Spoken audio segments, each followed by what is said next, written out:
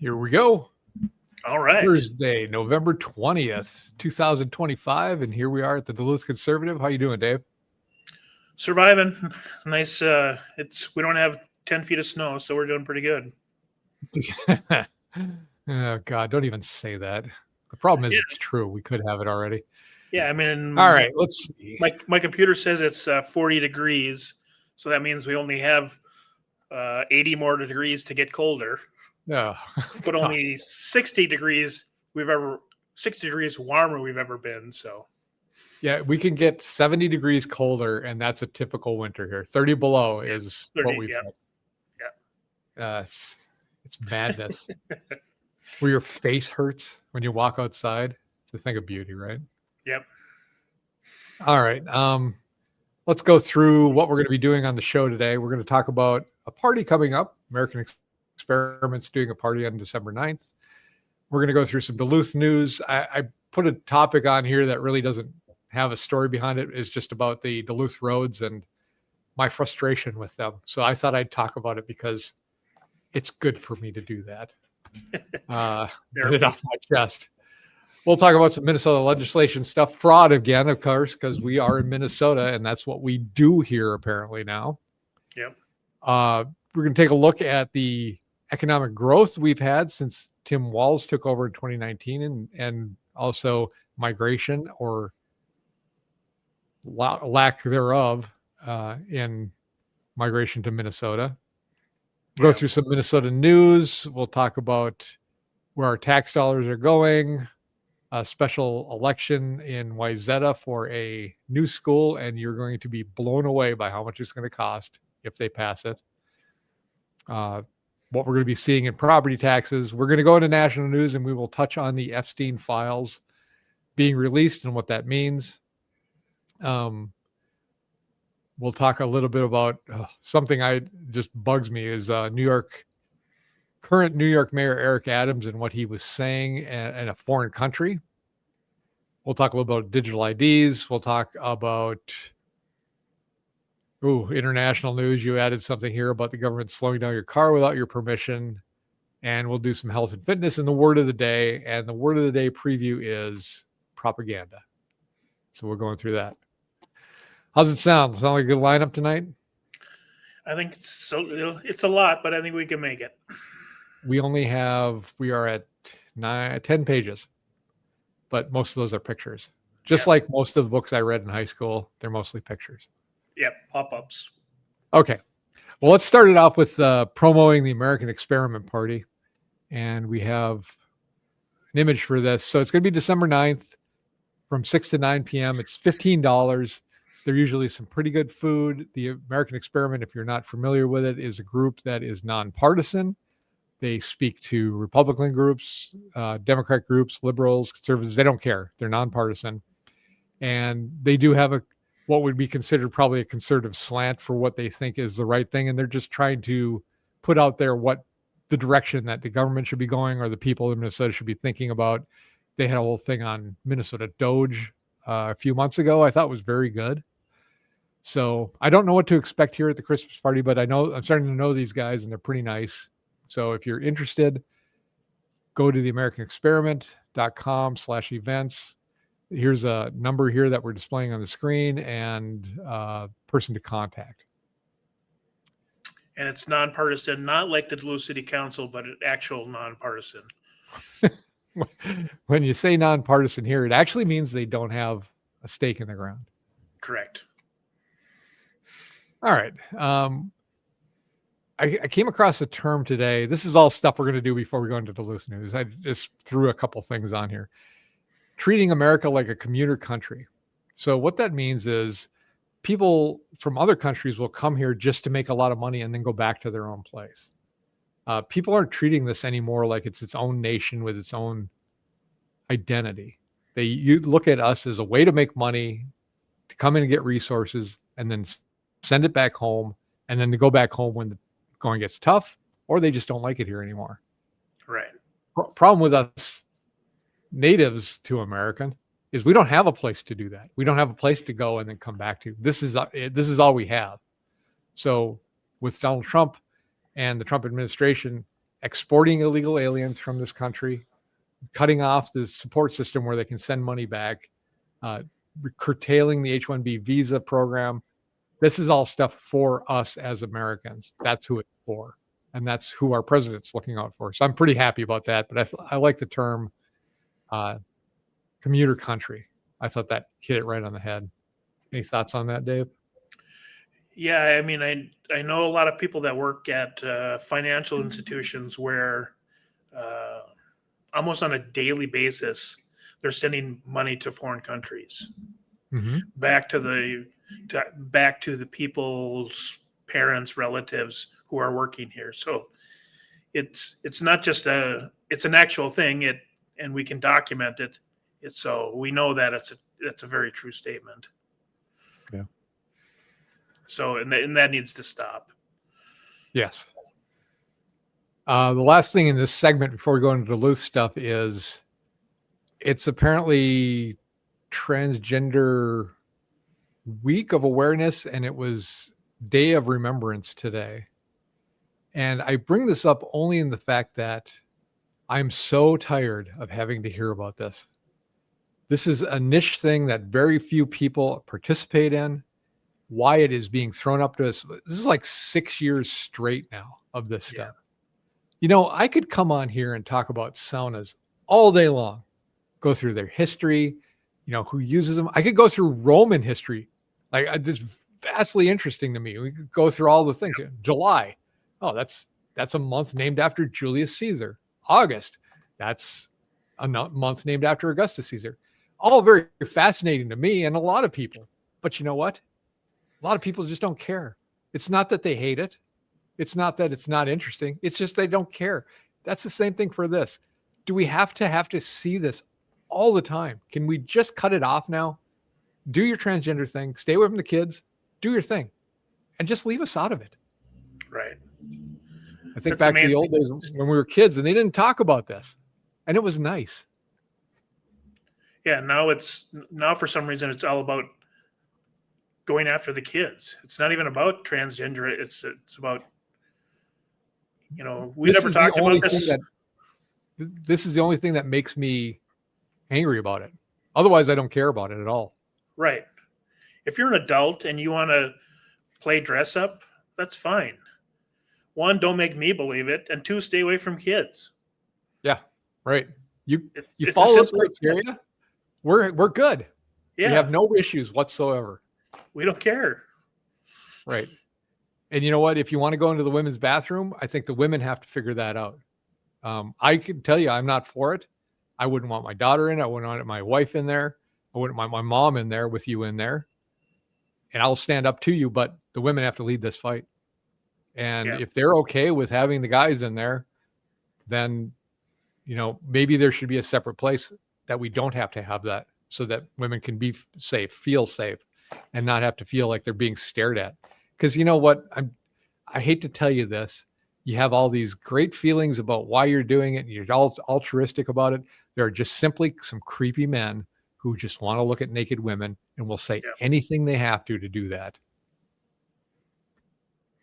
Yeah, I mean, even Joy Reid, the commentator from MSNBC, she is a hardcore Democrat, and she just came out a few days ago about keep the guys out of the women's locker rooms. Right.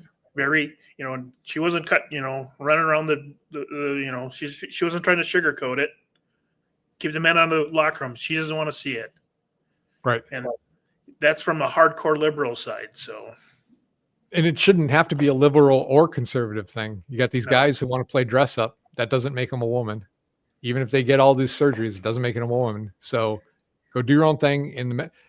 Go to the men's locker. We always take the crap. We take everything. The men's have to deal with all this stuff anyway. So just stick them to our locker room again. We'll mock them or laugh or whatever it's going to be. But, you know, that's just keep them out of the women's room. They can't defend themselves as easily against a full-grown man.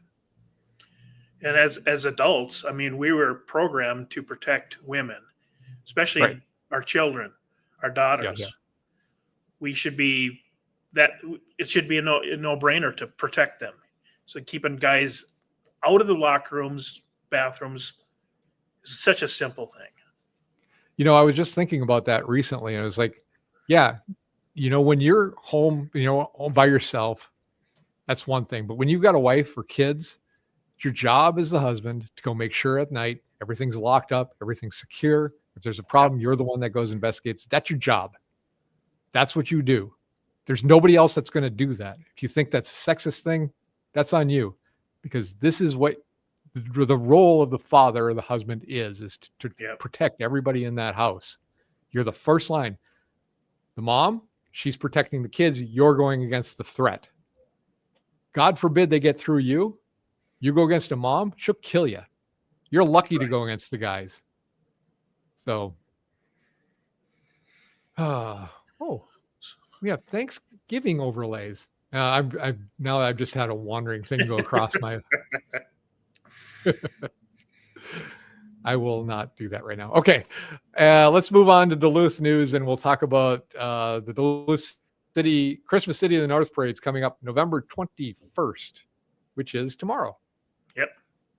6:30 to 8 from Fitkers to 4th Avenue East on Superior Street. Really? That's as far as it goes? Yeah, I always thought it was longer, but that's what I checked the website, and that's the distance. That's not very far. We used to still rally. Do you remember we used to stage in the deck parking lot? Yeah. And then come across the bridge, and then we would start playing just when we got down to Superior Street, and we go all the way down to Fitkers. Yeah. That was a cold couple nights. Because I remember practicing turns. You know, we had to go around a 90-degree corner. So yeah, I remember trying to remember how to use my drumsticks while my hands were frozen. Yeah, but as bad as it was for the drummers, and we got to play the whole time, so at least we were moving. I felt really bad for the horn section. The guys that had to blow into that brass mouthpiece. Yeah. 20 below zero. Oh man, no thanks. I don't know how you played the sax. I don't know how you did with a reed. Well, no one could hear me anyway, so if I didn't feel like playing, I just kind of warmed up the machine and let her go. So Perry Como wrote the song, right? The classic song you're going to hear over and over and over again if you watch this on TV. Was it Perry Como? Pretty sure. I think he wrote it and sang it. And now I'll do a little Google foo and find that out for sure. Perry Como. Or was it Merv Griffin? No, they said another name that I'm drawing a blank on. Well, we'll look it up and we'll figure out what the right thing is here. Merv Griffin. He wrote it. So not Perry Como. Honestly, I couldn't pick the other one out of a lineup because it's a little before us. So yeah. All right, let's see. Oh, yeah, and here's another unscripted rant. I have to talk about it. So I'm coming up, was it 7th Avenue East, the one they just redid? 6th Avenue we talked East. about this, the 6th? Yeah. And we talked about this where they'd taken it from a 2-lane to a 1-lane. And I was behind somebody going up that. They were going literally 18 miles an hour. Nobody in front of them. Right. And I was behind this person. In the old days, I would have gone to the left lane, passed them, and been on my way. But no, I'm sitting behind him, and I'm looking at this long strip of concrete and grass that's between me and where the lane used to be. Right. And it finally ends in a turn lane, which I don't know why you couldn't just have a lane and have people put their blinker on like, they've done forever. Right. And if you're in that lane, you have the option to go around them or you sit and wait. And I start to realize now I've gone onto the roads they've done, and every time they can't just you're driving on this pothole filled road and you're like, man, I just wish they'd repave it. And then you see them repaving it. You're awesome. Finally, it's going to be nice. No, they engineer it. They've got to put something in there, a roundabout, random roundabout somewhere in Duluth, a piece of concrete. I mean, there's stretches of concrete that have nothing but a sign that says there's concrete here. Go around it. Right. And I realize what I think is happening is because the Duluth police can't really pull anybody over anymore or enforce traffic laws, they're engineering the streets so that it's so difficult to get around and you're always blocked by other cars that you'll just naturally have to go slow. So they're doing traffic regulation by implementation as opposed to enforcement. Correct. That's what it seems like to me. It's crazy driving around here. I mean, if you're not from around here and you're thinking of moving to Duluth, I really strongly suggest you take a couple weeks, live in a rental place and drive around here and see if you haven't popped a gasket by the time the end of the 2 weeks, you're probably okay living here. Yeah, because you're even coming down here tonight, I was stuck behind groups of people that were well under the speed limit. And there's nothing you can do. Yeah, we're not advocating speeding. We're advocating please get close to the speed limit. Correct. Yeah. I'm 5 to 10 miles an hour below the speed limit when I'm going down, going up to Arrowhead Road every night. I mean, honest to God, there's one car and they always it's like they enjoy it. So I rant to my wife all the time and she's so sick of me hearing it. But you know what? This is Transgender Day of Awareness. It's going to be my rant about the roads. I'm going to talk about the roads in Duluth, and the drivers in Duluth are excessively cautious sometimes. So it's not winter yet. Right. Yeah. It's a good thing to be cautious when it's winter, but my goodness, at 10 miles below the speed limit on a 45 straight stretch of road, 45 miles an hour, and you're going 35. It's just, you can't turn, you can't pass. No. And they have this inclination here to have when they come up to an intersection, you'll have a left turn only lane and a right turn or go straight lane and no right turn lane. So if you're turning right, you're always behind a car going straight and you're going to sit there at that intersection until the light turns green. Again, slowing down traffic. That seems to be and now and I think we have an article coming up here. There's going to be something about the Duluth City Council meeting. Yep. Kind of ties into this. They want to add 2 or more roundabouts on London Road.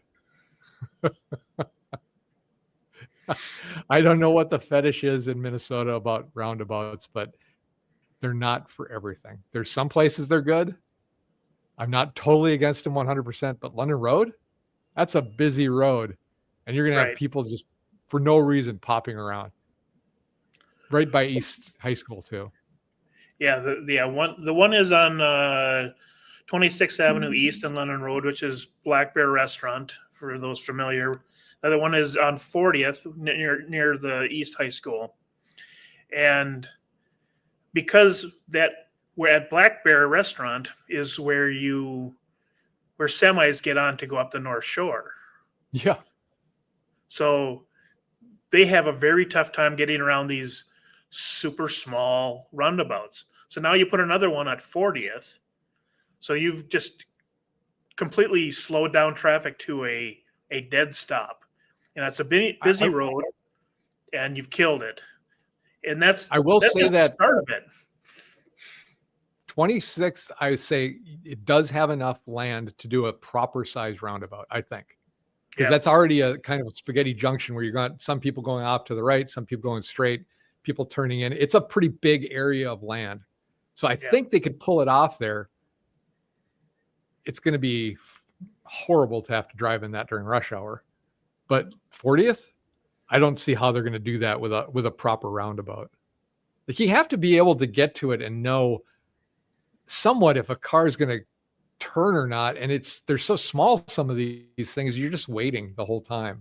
You just don't know what to do. And to be honest, for most part, people are going to be going straight down London Road. They're not going to be turning up 40th. I would say that 95% of the traffic is just going straight through that. So why would you put a roundabout there? Right. Yeah, I mean, it's and this is on the city council for Monday the 24th. So if you don't like the roundabouts, you need to go to the city council. Obviously, they're going to ignore you like Hermantown did with the data center. However, you need to go there and show your disapproval or approval, depending on what you feel. The complete maps, because they're going to add wider pedestrian lanes, more bike lanes, stuff like that. So check out the map on the city council's a website or whatever, and then either for or against it, but research it definitely. Right. If you live out there, it's more important. If you drive that every day, or this will just affect people that are going up North Shore too. Correct. It's what they want to do down here, though. Remember they talked about that plan? There's a plan for to get rid of the highway going down between downtown and the lake, and having people come down Superior Street and putting roundabouts in it. I don't understand how they think that's going to work at all. That's incredible to me. So far they haven't gotten it in, but we just need a roundabout on every single corner at downtown Duluth. Right. Every single one. Get rid of these stupid stoplights and yeah, it's crazy talk. Just make sure you go around and around and around to go straight. Probably adds an extra mile. Yeah. Turn us into England. All right, let's move on to Minnesota legislation or legislator. Immigration fraud in Minnesota. So there's yet more. So I'm going to try to bring up the article here just so I can read it. This is from Right Angle News, and the article is about the U.S. Citizenship and Immigration Services Director Joseph Edlow has revealed widespread immigration fraud among nearly half of all Somali immigrants in Minneapolis, involving forged documents, fake marriages, missing employers, and non-existent businesses profiting off tax-funded incentives. If half of them are here illegally, they should be deported. Correct. And that includes anybody who's currently serving in any office. And I'm looking at you, Ilion, who said, I can live anywhere. Well, if you're here illegally, and she really is, she should go. So half pretty simple. Half of the Somalis here. And some good news. So the Minnesota House is currently split at 67-67. This is not the House. This is the Senate. 2 state senators who are authors of the Sanctuary State Bill are announcing retirement from the legislation. So good news. The good news is we have an opportunity to take over the Senate. The bad news is in these Democratic strongholds, it's very, very hard to do. Not that impossible, but it's very hard to do. And if you want to know something, you look at Natalie Zalesnikar winning the House from Mary Murphy. Mary Murphy was there for, I think, over 40 years in that position as a Democrat. Yeah. And Natalie is a Republican now. She's won 2 elections in it. So it's not impossible, but it's not easy.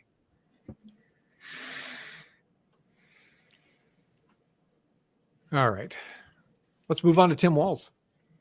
This next article is not directly with Tim Walz, but it is. It's the report on the economy. For Minnesota's economy, it's fallen behind on nearly every measure of growth. So bring up the article here. And if you can see it, this is since 2007 to 2019. GDP growth is 18th, job growth 20th, labor force growth 22nd, per capita income growth 25th, growth in median household income 21st. So we're in Minnesota, we're averaging a good C average. We're not showing off. We're not falling behind. And then something happened in 2019. Besides the pandemic, we got Tim Walz. Now look at our numbers. We're 46th in growth in median national household income. Right. We're 40th in labor force growth. I mean, this is incredible numbers. And you can attribute it all to Tim Walz as governor and having a trifecta and just really, really screwing us over with the budget. Remember, we'll say this again, $18 billion surplus spent like nothing. Raised taxes another $10 billion, and we're $7 billion in debt. That's the result of having Democrats in control of all 3 House, Senate, and the governorship. And they rammed things through.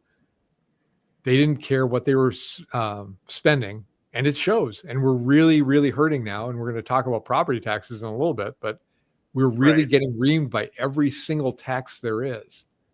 Income tax, the county tax, the state tax, gas tax, everything they can do, they're ramping it up and they're driving people out. And I don't have the migration numbers on it, but we are losing people left and right. Oh, here's the migration this decade. And which one's Minnesota there, Dave? Can you kind of point it out? We're in the red on the bottom, negative 47,000 people. Right. So we're not like California, New York, but we don't have the numbers of California and New York either. Right. And I thought this table was kind of interesting because if you look at the negative numbers where people are leaving, they're all blue states. Yes. If you look at all the positive, where all the top 4 states where people are going to, they're all red states. So why is that? Well, you just said it. We had a blue state trifecta where they tax and spend, and we're going to tax you more because we want to spend more and we want to have this program and that program, and we're just going to tax you out of this place, basically. Here's the problem, though. We've got people, and I know people here that do that. They will vote for the Democrats no matter what. Right. You telling them their policies, they're totally against those policies, but they still won't vote for anybody other than the Democrat. And then it gets to a pain point where it's really hard to live in a state because they're putting all their social programs out and they're trying to fund everything, and they keep taking more and more and more.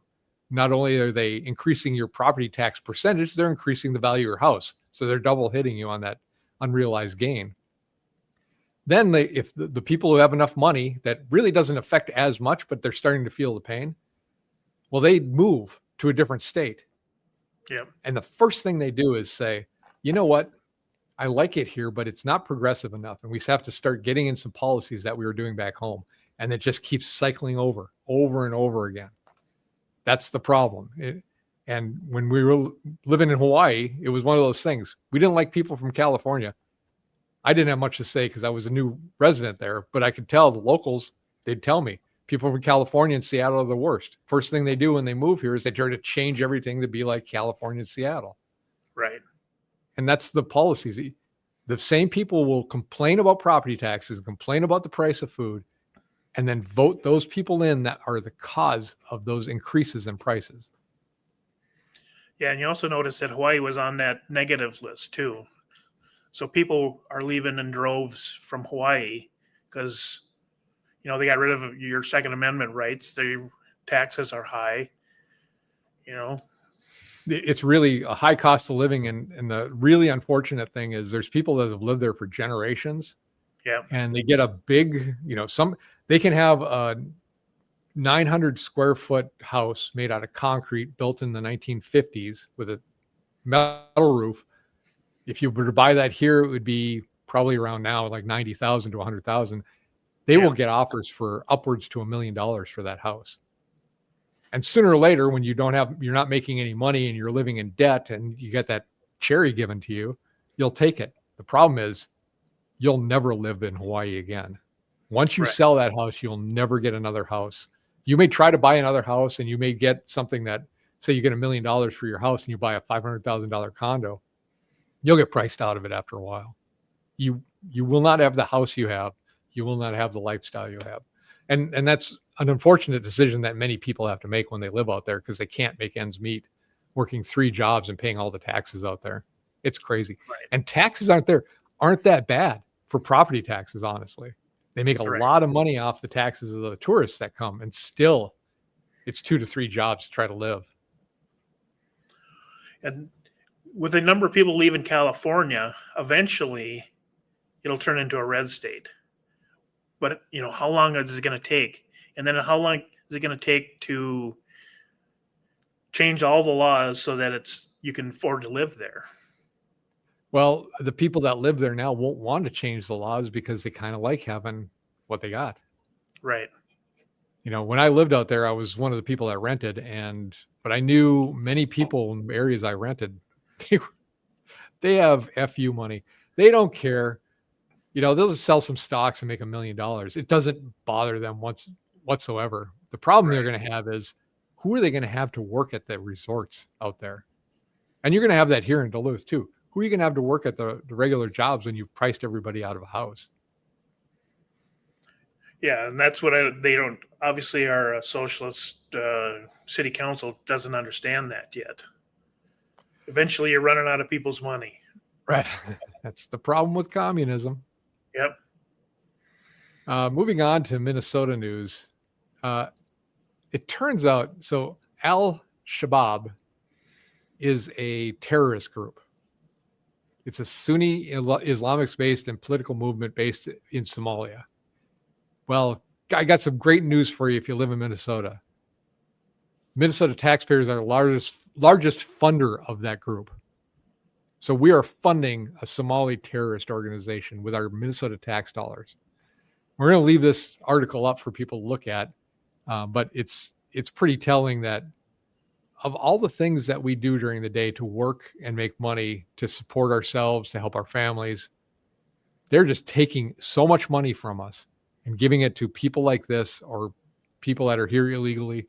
It needs to stop.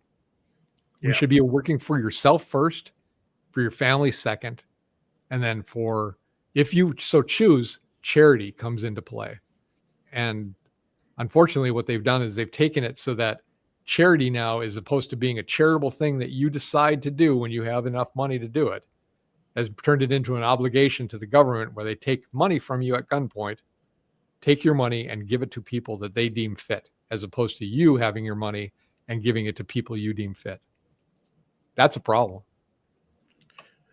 Yeah, I mean, if you want, those same people would be opposed if we gave out everything to, a pro-life group or the Republican Party. Right. Well, we don't want the state to be giving it to a terrorist organization.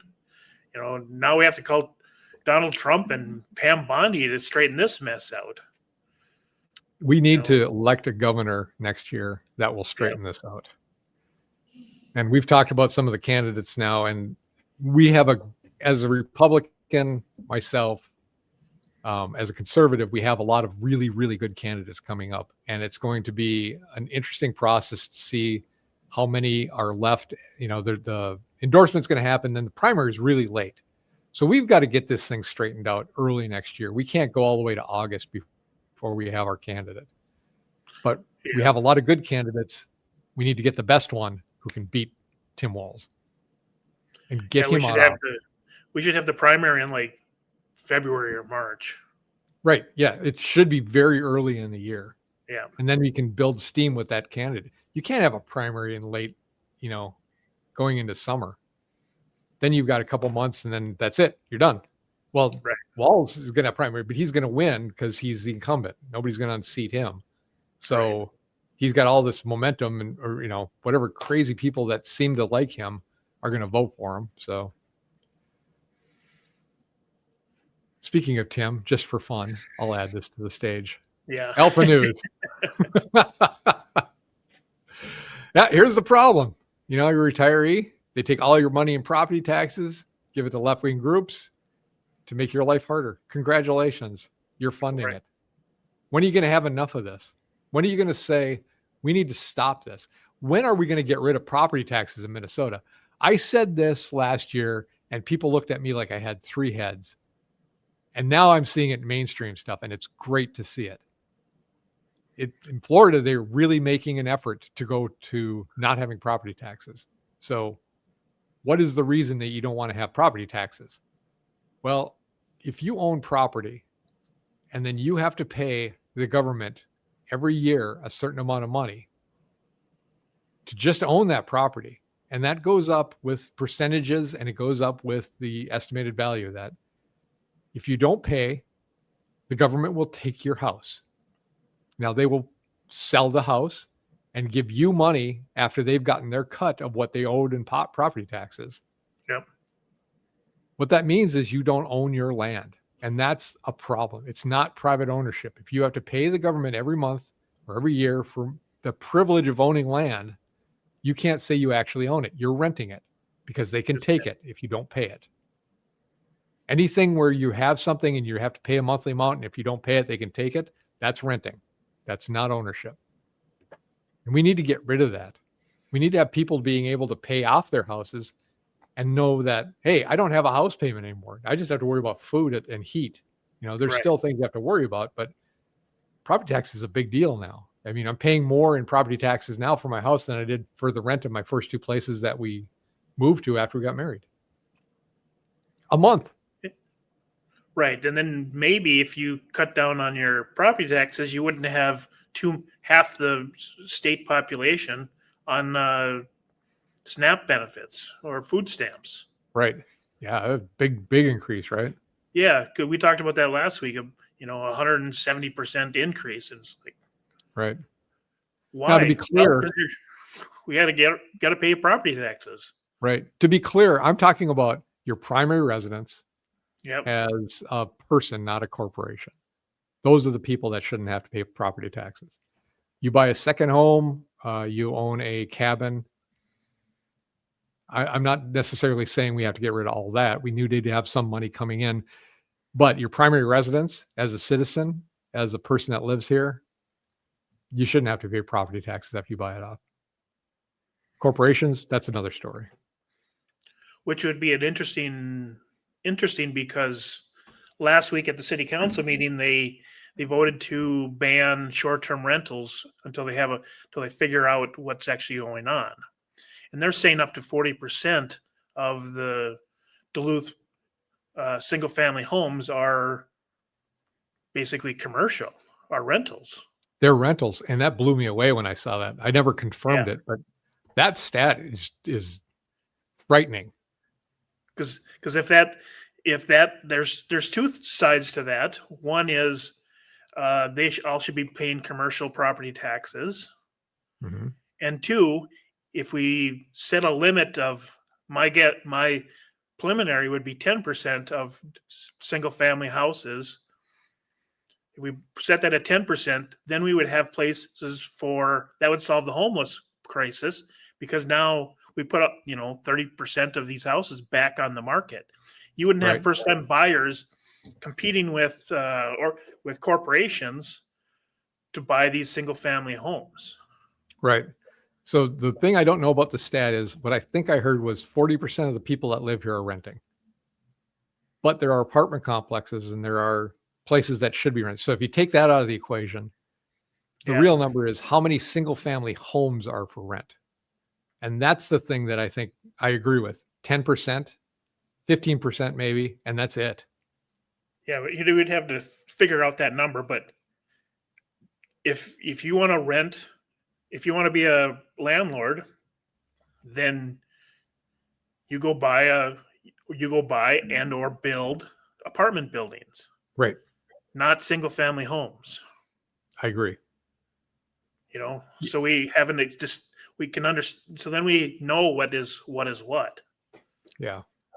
Yeah. Eliminate that. Eliminate venture capital from being able to, or investment firms being able to buy houses. Yep. Limiting the number of single family houses that any group or individual can own, not apartment complexes, but single family homes, and then reducing that number, getting rid of any illegal aliens we have. All these things together are going to amount to housing prices coming down and people being able to find their first house, because you shouldn't have to be 40 years old having saved for 20 years before you can buy your first house. Right. I think in the 80s, the first time home buyer was 28 years old. That's about the sweet spot it should be. Got a couple of years in, you put some money in the bank. Now you're going to buy a house. Put your investment in, Yeah, I think it's late 40s now. Now I actually think it's 40 is the average age. Yeah. And it was 28 back in the 90s. That's ridiculous. And I understand why. Housing prices are so high. And inflation is so high. How do you ever get enough money to even put that down payment? How do you find a house? And I just saw this house that's been built. It's along Rice Lake Road, and I guess it's a duplex, but you can't tell. It looks like a single home, but it's just a regular home. And I guess they want $600,000 per side. Wow. $1.2 million for basically a half of a house. Right. Oh my God. I can't fathom it. All right. But it's the government. They have endless money. Don't they though? Yeah. What's this? University of Minnesota's taxpayer-funded pregnancy training for state workers was recently updated with new claims. What is that? I don't know. You put that on. I did? Yeah. Well, you'd think I know about it. Oh no. Okay, so that I understand now. Okay. This is making the claim that say that white doctors treat white patients better. Oh, okay. But really, it comes down to them saying that the same race of people will treat their own race better. So they're intuiting from that it's saying that white doctors treat white patients better. But if that's the case, if that's what they're training, why would any black person want anything other than a black doctor? Why would a white person want anything other than a white doctor? Right. Or, I don't think that's true. I think the real doctors who were trained, maybe not in the last 15 years, but before that, treated everybody like a patient. Now, you may have some individuals, things you have to learn for a different race that may be different from yours, but for the most part, doctors were treating patients. That's what it was. It's only recently that it's become determined that, well, we need to have the same race person do this and that. Doesn't make any sense. I think that's just crap. But the University of Minnesota wants my money because they keep sending me things to donate to them, but they keep pulling crap like this. Right. I already donate to them through taxation, quite a bit actually. So I'm not going to give them anything extra. No, so they're wasting money on that. It's kind of like that stupid Australian study that they want parents to start asking infants for permission to change their diapers. It's like, well, you had to have a study to do this. So how many millions of money did you spend I can't believe that's it. You have to ask, can I please change you? Yeah, you don't get it, do you? Your single family, you don't like communism, but your family is communism. That's how you treat people. Everybody's kind of equal, but it's also a dictatorship. Yeah. The parents are the dictators. They have to tell the kids what to do because kids are stupid. Not that they're dumb, but they're not experienced and they don't know what they're capable of. They don't know what time it is. Especially if you're in diapers, you're talking about a 0 to 2.5-year-old. Right. They don't know anything. You tell them when to eat, when to sleep, where to go. That's your job. That's what a good parent does. They're not free range children that just get to do whatever they want. You train them right and there won't be problems later on. It's the people that let their kids do anything, make the rules. That's the ones that they unleash them on us. And we can't, they're the people that are causing all the chaos in life. That's what we build jails for. Right. I don't condone any kind of, really strict parenting. I was a pretty loose parent, but I was strict about some things.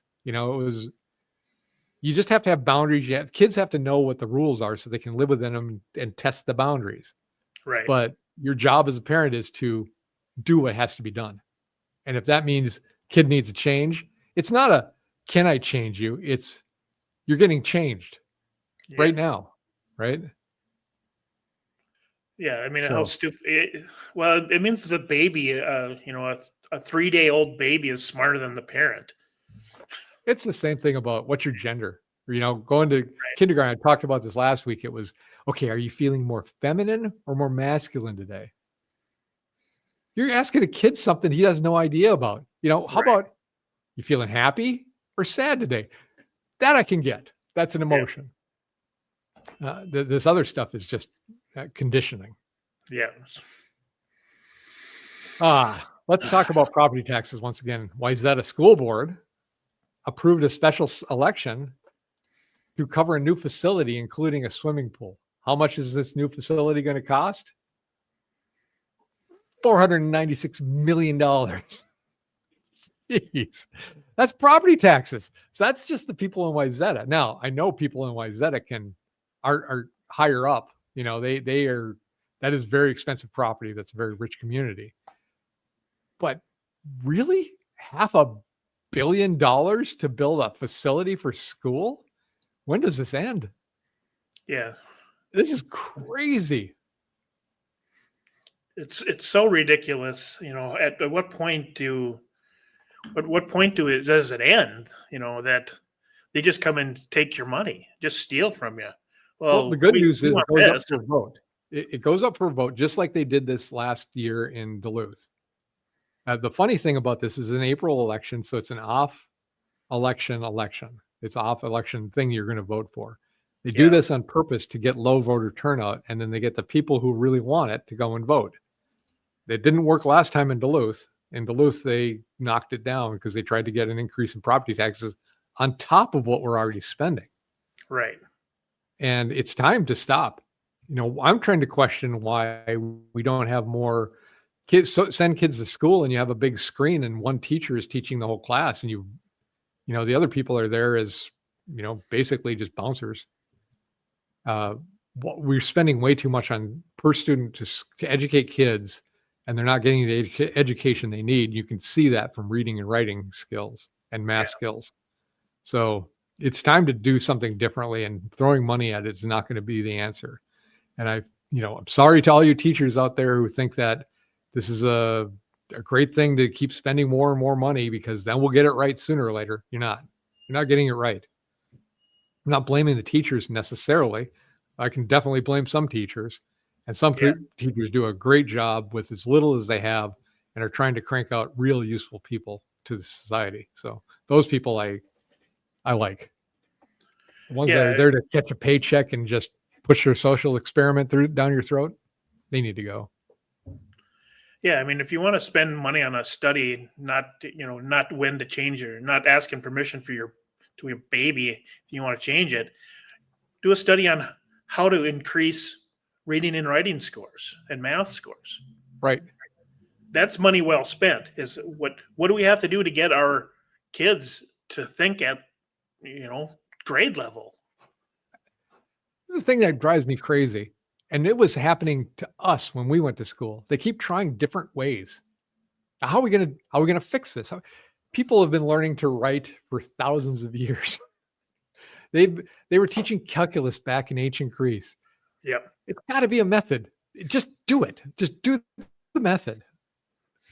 Right. The great thing about when we went to school, I thought, was when we did math, everybody learned math the same exact way. It was harder for some, easier for others, but we did math the same. You know what the beauty of that was? If I had a problem with math, I can go to Dave and say, I don't understand how to do this, and you're going to know how to do it the way I know how to do it. You just teach me. When my kids went to school, I swear to God, in fourth grade, it was, I need help with this. Okay, let's see. How do you, I start putting it up structured way that we did it. No, that's not how we're doing it. We're doing it with squares now. What? Yeah, you got to count the edges on the squares and fill in these, do the shading. And next week it was something else. And it's like, I do have, I was 3 credits short of a major in math in college. Right. I put, but I didn't take it because I have my computer science degree. So I minored in math and accounting, and I couldn't figure out what they were trying to teach the kids. Yeah. I mean, we had like Calc 5 in college. Yeah. And I couldn't help the kid at all with her high school math. It's like, I have no idea how you're getting this. I mean, I could get the answer right in about 3 seconds, but I couldn't even figure out how she was getting taught. You couldn't explain how to show the work. Correct. Because it didn't make any sense. I do remember going to my son's 4th grade teacher when they were trying to teach exponential numbers, and he had a cheat sheet for how to do it. And it was just absolutely 100% wrong. Yeah. And so I had to go to his class. I went there early, and before he showed up, and there was another teacher there, and I said, let me just run this past you because I want to make sure that I'm not misremembering this. And I put it up the exponential, and here's how you do exponential numbers. And she's like, no, I was never very good at math. This is 4th grade math. So then the teacher finally showed up, and I explained to him how to do it. And he's like, oh, I was never good at math. It just worked for this one. So I thought that was the right way to do it. That's not how you teach math to kids. I don't know how many of them got screwed up. I mean, if I hadn't have seen that homework, he never would have known how to do it, right? Yeah. So that's my experience with grade school teachers back in the 90s. I can only imagine what it's like now. Yeah, I mean, I remember our math teacher knew how to do math. Yeah. Crazy. Isn't it? Yeah. But again, I could think of that Iranian guy that was my Calc 2 teacher telling us we should be able to visualize structure and spheres and volume in the air. I can't do that. You may be able to do that. I can't do that. So if I can't, how do I learn it otherwise? Right. All right. Yeah, we kind of went off topic of property taxes. Well, let's talk about property taxes again. So if they're asking for $496 million for us in Wayzata, Minnesota's could be facing $950 million in property tax increases next year alone. Hey, make sure you realize too, it's also on top of the Family Leave Act, which small businesses are going to eat the cost for. It's all the county taxes going up 12%. It's the city taxes going up 5%. The gas tax is going up. Yep. And now 950 million in more property taxes for the state. Nicely done, guys. Yeah. And so I kind of looked at the old numbers, and this is one of the highest increases per year over the last, it looks like it's 5-6 years. So since 2019. So, it's just tax and spend, if, because none of the inflation that Biden put out affect anybody but the government, basically. So the government needs to cover themselves by raising taxes. Nobody else can.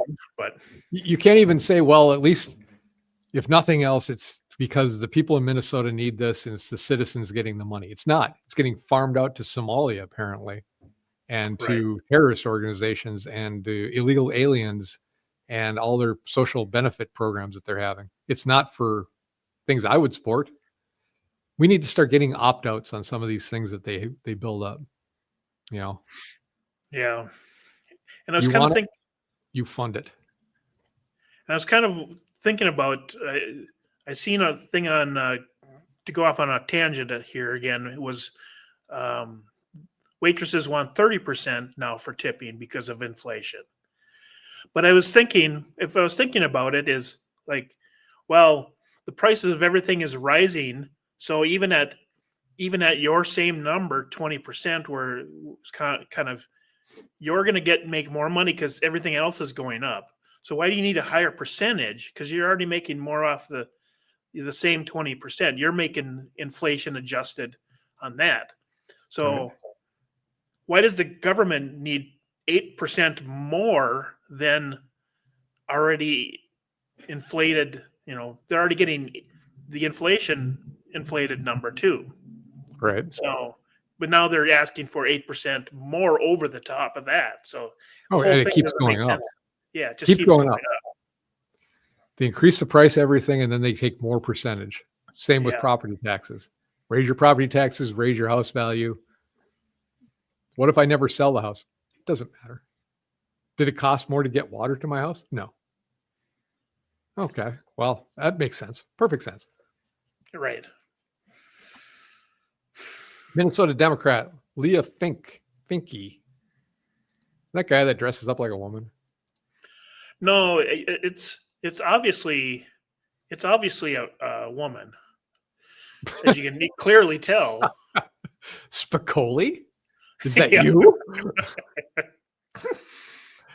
So it looks like he's saying that the ICE is Gestapo and Trump is a child rapist. Well, that's really leaving you open to a lawsuit, isn't it?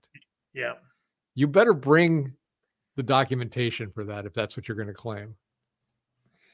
So I would be more than happy to see him go to jail or get fined for that if it's not true. If he can prove it, I got a different problem. But Right. And Alpha News contacted Finke's office for any evidence backing the child rapist allegation, but did not receive a response. Therefore, I mean, MSNBC and CNN, we'd hear about that every single day if he was. If hey, even you know what? If there was proof of that, I got a major issue with that. That would be a big thing on me too. I don't think so, because as we're going to talk about just a little bit about the Epstein files, but if they had any evidence or even could manufacture evidence of that kind, it would have been out. Right. Put a pin in that. We'll come back to it in like a minute. I'm just going to get through this thing, but I want to talk about this guy saying that ICE is the Gestapo. You constantly are seeing videos when people are getting sprayed with pepper spray or something, or getting arrested. They're instigating it. They're walking up, they're screaming at them, they're throwing things, they're blocking the way. If all they did was stand on the corner or on the street where they're supposed to, there would be none of that. Correct. So don't start none, won't be none. That's what it comes down to. Stay out of their face. Stop trying to instigate this just so you can get a video of them responding to you at some point. And they will respond. They've gotten some of the gloves taken off of them so they can actually respond and take care of issues. You're blocking the way. You need to move. You get a warning, and then you're taken out. And not taken out like literally. Well, not taken out permanently. You were taken off the scene, arrested. And that's the way it should be. Or bear spray or maced. Yes, they're getting maced and moved off, and sometimes even arrested after that. Which it's what do you call it? Blocking an investigation, interfering with an investigation. That's what you're doing. They're just impeding the road too. They're just trying to get the cars in and out. But yeah, if they're trying to arrest somebody and they're in their way, they're impeding an arrest. Yeah, you're going to get arrested yourself. Sooner or later, it'll go through. Soros is going to run out of money sooner or later to bail these people out. Yeah. And they're going to find out very soon how little he actually cares about them if they get into trouble. They're going to be on their own, swinging alone. Well, that was the next question: is how do these people know? I mean, how do they organize so quickly? Because the ICE people move very quickly, and they're on the marked vehicles. They come in, arrest the criminals, and leave. How are these people knowing where they're going all the time? Great question. That would have to be the next problem: is find out who's actually doing spreading the word and putting them in jail. Yep, I agree. All right, last thing. Wow, we had a lot of Minnesota news tonight. Yeah. Wansley to propose official socialist caucus for Minneapolis City Council in January. Democrat Socialist Caucus that will focus on, among other things, $20 an hour minimum wage, because, government needs their money, rent control, and city-owned grocery stores. So they're going full-on communist. They're really not a socialist organization because they will enforce this with force. Right. And look behind her on the picture. What does that say at the top? Abolish the police. Yeah. So that's just the level of stupidity that's going on that one. So, well, they're darn close to it there. And looking at the activists we just got on the Duluth City Council, we're going down that path. Yeah. Yeah. So if you don't like socialism, you better start getting the right people in office. Right. We're not doing that. Start paying attention to what these guys are doing to you, and stop complaining about it if you're getting it done to you, because you are voting these people in that are doing it. Right. All right. We're going to go to national news, and I think we're going to actually scream through this a lot faster than we did this other thing. We're going to talk about the Epstein files because they have been passed through the House, the Senate, and the president has signed the papers to get the Epstein files released. I don't know what they're going to include. I don't know if that's just going to be flight logs or if it's going to be hopefully other things, which is who was doing. Maxine Gaswell is in prison for prostitution of underage women to men. I don't know if it's just that. I don't know if that's the whole universe of it, but she's in jail. None of the men that were the Johns are in jail. That's where it should be going to. So it's good that they're getting laid out. And I just don't know, Dave, did Donald Trump do a rope-a-dope on the Democrats to get this thing finally released? Did he tempt them into it by saying he didn't want it released or he didn't care about it so that they would sniff that there was maybe something about him in it and then get it released and force the issue now? And they've said all these things. Well, you're a horrible person. You were on this Epstein list. Now he's not on the list, but Bill Clinton is. What are you going to say about Bill? Right. And you know he's trolled the daylights out of the left, because if there was something, on Trump, something on a high level Republican, because Biden is the one that found this out originally. If there was something on him, they would have already presented it. They didn't. Right. So now that they're not in power anymore, Trump made them switch sides, and now it's going to get thrown to the public, and they're going to realize they're going to put all the Democrats in jail, just like, they tried in New York with the sexual abuse case. Yeah. They ended up putting, Eric Adams, who got in trouble, and putting all these Democrats in trouble. I just seen a story on Kevin Spacey. He's basically homeless now for covering his tracks because of the same thing, because of the sexual encounters that he was accused of. So they're gonna lose. If he did this, if he actually trolled them into making that list public, God, I love it. I mean, just love it. So we've talked about what they're going to actually, come out with, and we've talked about this flight log. So there's a couple things I want to talk about, and I think I've said before in other shows, but if somebody was on a plane with Epstein that doesn't really, if they're going from point A to point B, probably not. I mean, you can't really take too much out of it, but probably if you're 5 or 10 trips, we know what Epstein was like. Yeah. Some shade on you, but at that time, that's just plane rides, right? You could be doing it to get favor or something. Going out to the island. Now you had this island that was basically for this kind of activity, and that's probably where all the bad stuff was happening. Isolated out, make people think they're okay, videotape them, blackmail them. That's probably what was happening. Right.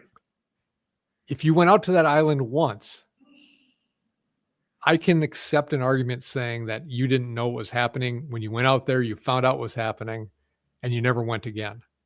I can accept that, but I don't really like it, because if you found out something was happening, you should have been reporting that to the authorities and trying to get something to stop it. Yeah. But if you went once, I'm not full on saying you're probably a problem. If you went more than once, and if you went multiple times, then you're in on it. Correct. You're most likely in on it, and I can't say for sure, but you're most likely in on it. And I think they're going to have videotaped you, and you were probably being blackmailed. But why would you do that? Why would you want to be with teenage girls? It doesn't compute to me. I can't. Sure, they're cute, but why? They're kids. My God, if you're 18 and over, they're kids.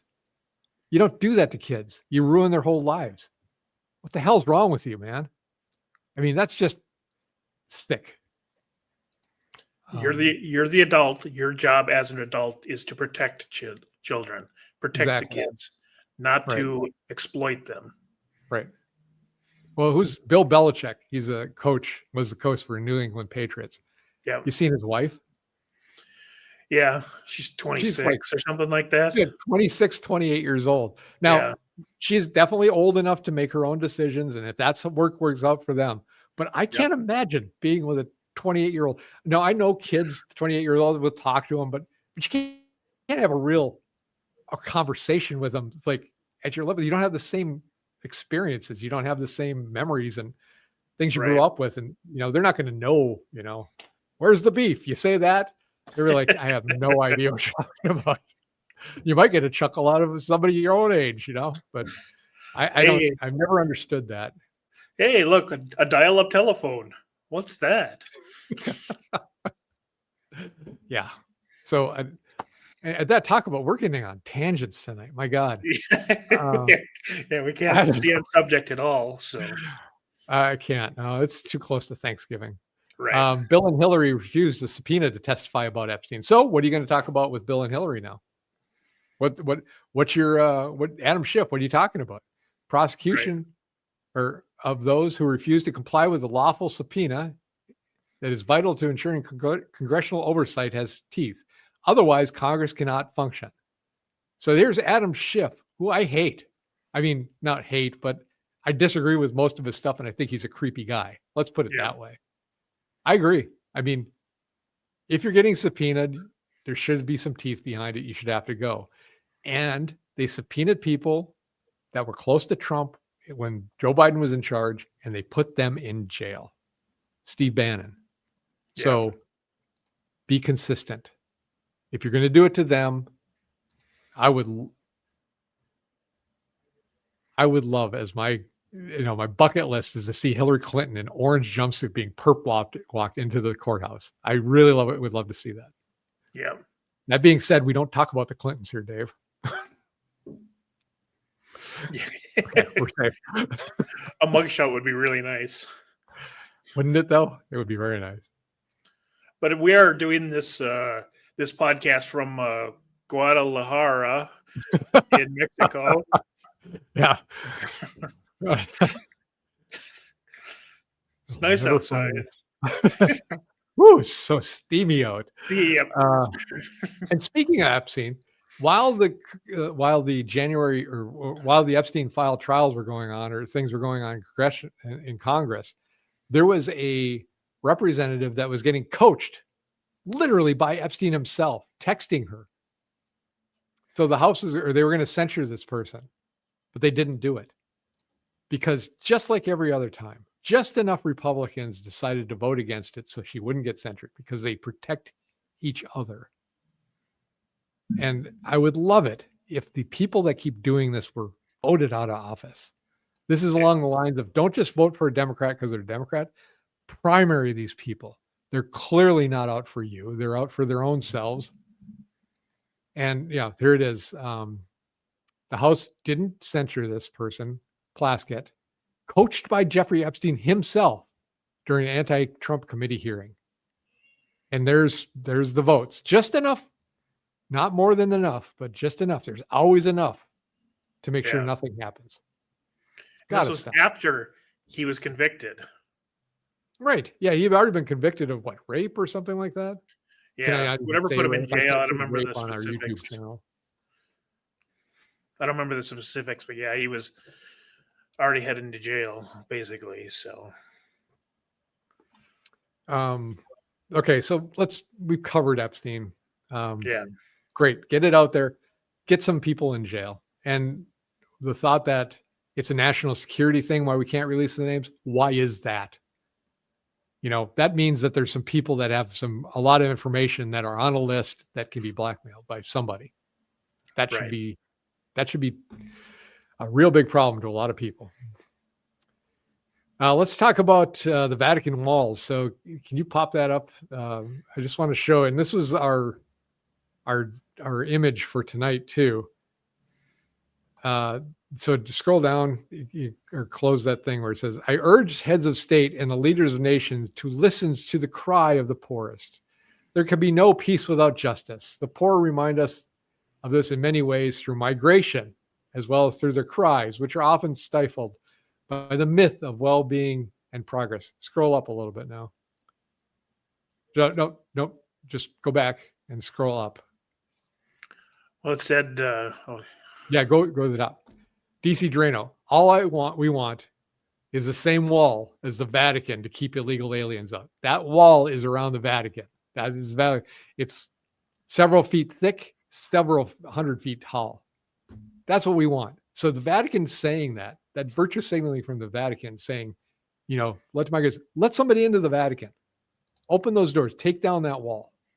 Right. Until then, wear your funny hat, do your business, and shut up about U.S. policy. And, I've said this before. Catholics I know, the rank and file Catholics are great people. and they actually believe the Bible and try to do a Christian life. That leadership, though, is messed up from the Pope down to the next 3 levels down. I wouldn't want to be in a room alone with them. And that's a problem right now with the people leaving the Catholic Church is the leadership. So that's what the studies show. So yeah, you definitely understand that. All right, next article. Tiring, but what do you do? That's what this show is all about. Right. Get one thing up here, and then we'll go on to the next thing, which is the mayor of Dearborn, Michigan. He weighed in on the residents' complaint about mosques' call to prayer. And his thing was, it's not an issue. So for some reason now, these cities, Minneapolis included, has started doing this calls to prayer several times during the day and very early in the morning. So the citizens of this city call in and complain and say, hey, we don't like it. The mayor's response, it's not a problem. Right. He's a Muslim, by the way, Abdullah Hamid. So he's just protecting his own. So the separation of church and state, the freedom of religion, it doesn't really work when the Muslims take over your city. And there's more than, I think it's 60% of the population is Muslim now in that city. So good luck. Yeah, and I heard somebody explain it because they said, well, the Catholic churches, you can hear their bells too. So therefore, you should be able to have a Muslim thing. Well, someone explained it where the Catholic bells at the church are just making pretty noises, where the Muslim call to prayer is a direct order from the church to do something. Right. Completely, one's just a pretty noise. The other one is a direct call, and this is what you have to do. That's a direct order from the church. So they're on completely different levels. So, yeah, and if you want to do it once a week, that's one thing. This is multiple times a day, every single day. Yeah, 5 times a day. You hear church bells. I don't hear any of them myself. I don't know of any bells. I may hear St. Scholastica. That's about it. But if you do it, it's on Sunday. Well, your mayor, you voted the mayor in, and now you're going to live with it. This next one just boils my potato, though. This is New York City, Eric Adams. He went to Israel and put the hat on, and he said to them, I wanted to come back here to Israel and let you know that I served you as the mayor. That's just flat out treason. You don't go to another country, and I'm not picking on Israel because I don't care what country it is. You don't go over there and say, I worked for you as mayor of a U.S. city. That guy shouldn't be allowed back in the United States. No. You work for him, you go live there. Yeah, especially even Fry down in the Minneapolis, he gave his victory speech in Somalian. Right. He didn't even speak English. Right. Throw him out. Oh God, it would be nice. Well, and so what was the alternative? What was the alternative to Fry? Right. That other guy. And he didn't win because the Somali they're not camps, but they're faction. One faction didn't want the other faction in. That's the only reason that guy lost. Otherwise, if they'd united, he'd have been in. So good stuff coming through. Welcome to Minnesota. Gotta get happier again, Dave. God, what happened? We gotta be it's supposed to be a happy time. Yeah. All right. What's the next thing?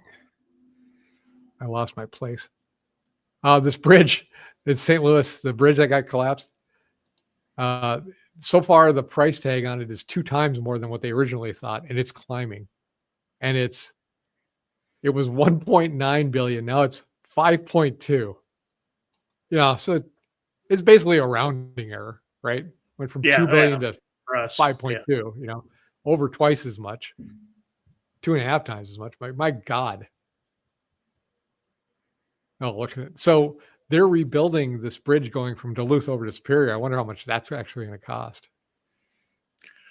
Yeah, I know it was in the billions. I don't remember I don't remember the exact number though, but I thought it was so, you know, about a month ago, I heard on the news something about something up on the range that they were rebuilding this thing, and they said, "Oh, it's not going to cost the taxpayers any money because of federal and state grants."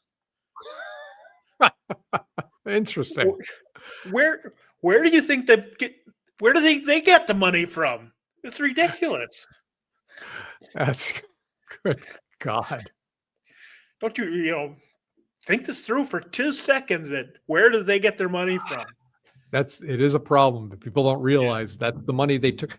All the money going out there is money they took from you and allocated it over there. So all right, I want to go over digital IDs a little bit. Let's talk about this.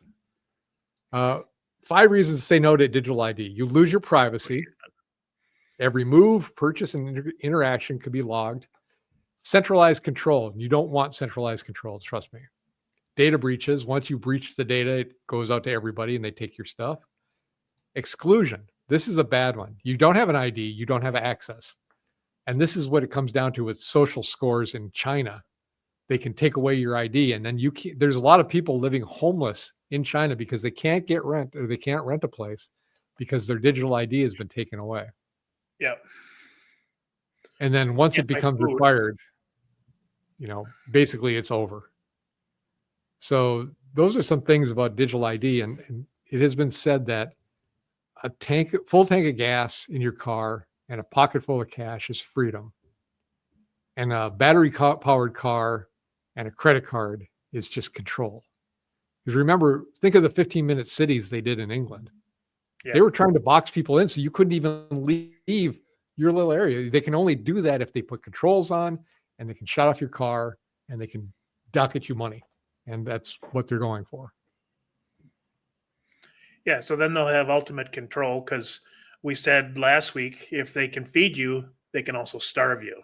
Right. They can stop feeding you. Yeah. So if you're relying on them for SNAP benefits, the food stamp program, well, they can shut that off and starve you to death. So exactly.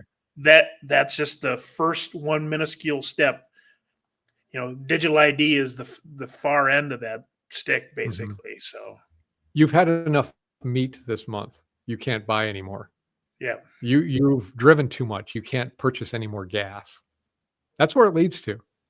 And right. It's not people that you may think that's a great thing until the people you don't like are in charge of that thing. Then you're really going to hate it, because what happens when the group gets in that doesn't like what you do? Right. A lot of these people just say, well, it doesn't affect me. I just like to do biking. Well, shut your bike off, or you're going to start paying $100 to go on the bike pass because we need the money. Not getting it from the cars, things like that. Think about the more control they have, the more likely it is you're going to suffer. Yeah. All right. Last thing in national news. Right. Last thing in national news, DeSantis wants to end property taxes. DeSantis is a guy, to me, I think he showed a lot when he went against Trump, trying to get the nomination this last time. I don't think I trust him really that much, but he is not completely wrong. And I like this at all. Why be a serf to the state? If you stop paying property taxes after owning a home for, say, 50 years, the government takes your property from you. Exactly what I'm saying. Thank you for watching, DeSantis. Ron, we love having you on the show. Let us know if you can come on, because he's clearly listening to us, Dave. We pioneered this thought. Exactly. All right. Let's go on to international news, shall we? We have that? Yeah, we do. We only have the one article. Government may soon slow down your car without your permission to make roads safer. Of course, it's to make things safer, Dave. We have to make things safer. So without your consent, your car will be communicated to and you will slow down, which also means you can get sped up. And people have been talking about this for a long time. When people have crashes, they're talking about not being able to hit the brakes and your car speeding out of control and slamming into something. I'm not saying that's happening. I'm just saying people have talked about it. So if they can speed you up, they can slow you down, they can take over your car, shut it off, you've driven enough today, this month, Dave. Your carbon footprint's a little too high. You're not going to be able to drive your car until the end of the month. Yeah, in Europe, they're basically mandating the software be put into the new vehicles that they're manufacturing, so that Really? the government will have control of your car. To see if you're speeding. If you are speeding, they'll just send you a ticket because the car will tell on you, basically. Right. Yeah. So take a picture of you sitting in the driver's seat, send it off so they know it's you. yeah, so you might look in your backyard and see a '63 Duster sitting back there, or an Opel GT, but now you can drive it without the government. Opel. Yeah. What is that? It's a sad German development. car. Yeah, all you got on the road is Opels and Yugos. Yeah, but at least you can drive it without the government paying every single. But even in Europe, they're trying to eliminate cars over that are older than 15 years. They're trying to mandate that you can't repair them. So I honestly think that's the cash for clunkers thing that happened during the Obama administration too. Yeah. Got to get these older cars that aren't dependent on electronics or that don't have tracking on them, get them off the road. We can't have that. Right. Genius, right? Because you'd sell the car and it'd be a perfectly good car and they would brick it. They would destroy that car. You can't drive it. Once you sold it to them, it was not coming back. And the problem is that when we were kids, people in high school, we were driving, if you were lucky enough to have a car, it was a beater you got secondhand. Correct. Nobody was driving luxury cars like they do today.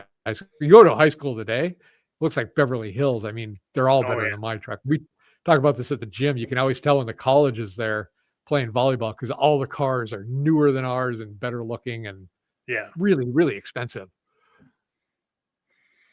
But this boils right back down to digital ID.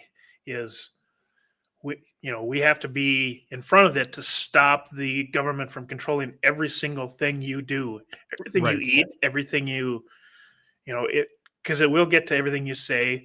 Governor Walz is trying to get rid of your guns. Why? Because he doesn't want to hear what you have to say. Because once they get rid of your guns, then they can get rid of your speech. That's the start. I mean, and this is a part of hurdle for them, for us to be able to be armed, and they have to deal with that. They can't stand it. Right. And this is part of their control is, well, we can save some lives. If we save just one life, right, it'll be worth controlling everybody, It's always a safety thing. They get you in, they slide in with safety, and then they just take the hammer. And take away your freedoms. All right, we'll go on to the last article here about, we're going to health and fitness. Health and fitness. I want to talk about mRNA and beef. So they're basically going in and we're at the precipice of being forced to inject our cattle with mRNA vaccines. This is Nicole Shannon. She said, if the government can mandate what goes into livestock, they can mandate what goes into you. If they can alter the food supply without consent, they can bypass every individual's right to bodily and autonomy. And then she said the quiet part out loud. So this is this X post that is just black right now. Yeah. She said, let's talk about the Nuremberg trials. The principles of the heart of the Nuremberg trial was simple. No human being can be experimented on or medicated without full informed consent. So if they're doing this to you, remember what happened in the Nuremberg trials? You remember what happened to the guys that were tried in the Nuremberg trials? That could happen here too. You can't inject stuff into what we eat to be able to make it go into us. That is experimentation. We need full consent, and we need to not have that in our beef. And I've also heard that since Bill Gates has been involved with some beef, there's been a huge jump in people that have this allergy to meat after they have had his stuff. Okay. I can see that. I mean, I heard of a tick that if you get bitten by a certain tick, you are allergic to meat, which would be awful. Right. But we can't have them injecting our food products because we're resisting doing their injections that they want us to get. I've seen an interesting article this week about Bill Gates talking about, why he is all of a sudden against climate change is because he's heavily invested in AI centers, data centers. Yeah. Yeah. So now that he's making money off of it, then that's okay. So yeah, your morals are guided because of the business you're in. You don't have any morals. Right. You're just virtue signaling. And Bill Gates has been doing that forever. He's in my opinion, a very creepy guy. And he could just go and live on his own with his billions of dollars and be happy, but he can't do it. He has to get involved in everybody's lives, and he needs to go away. And I think there's a warrant out for his arrest in India.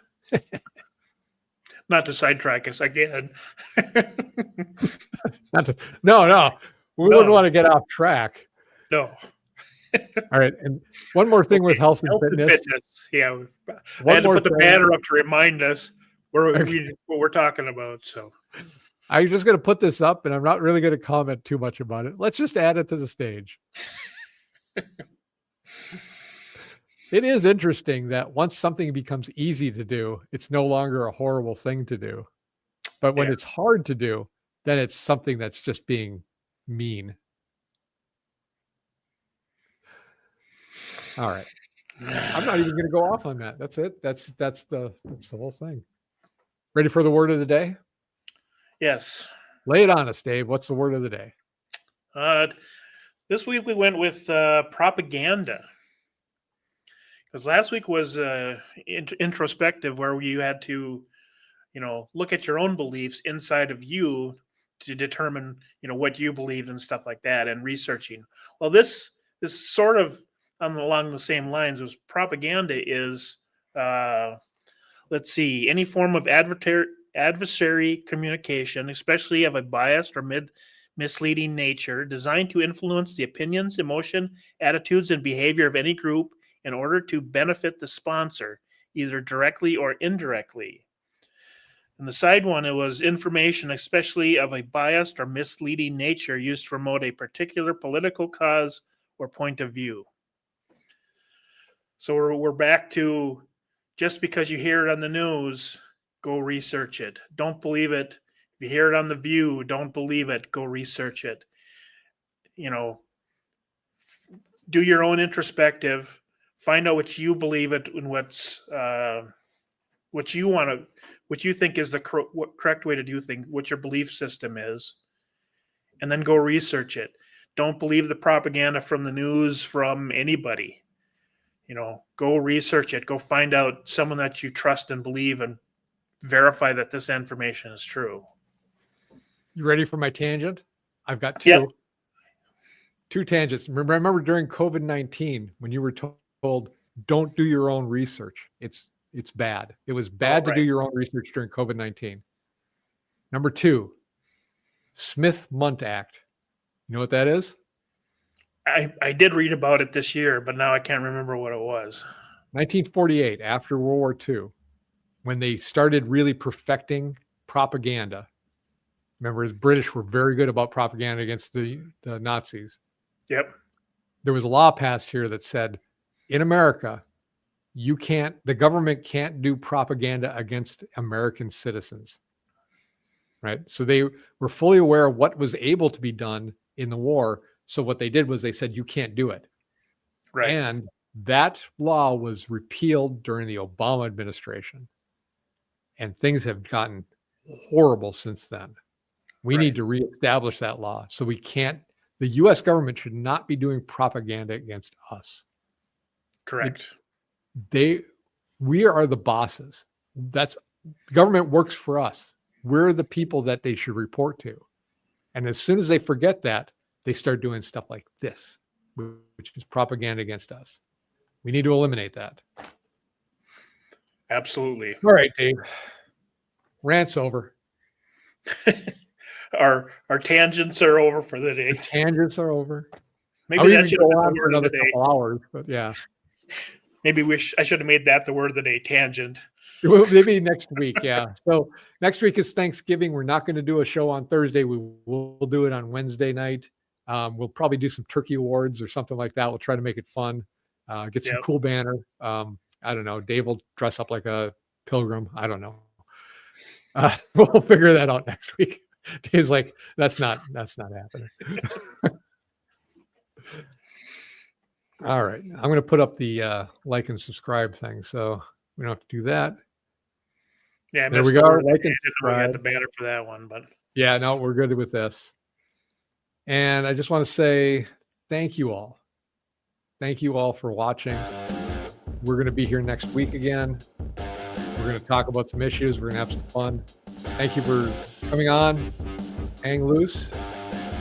And until next week, I'm Sean. I'm Dave. This has been the Duluth Conservative. We'll see you next week. Have a good night.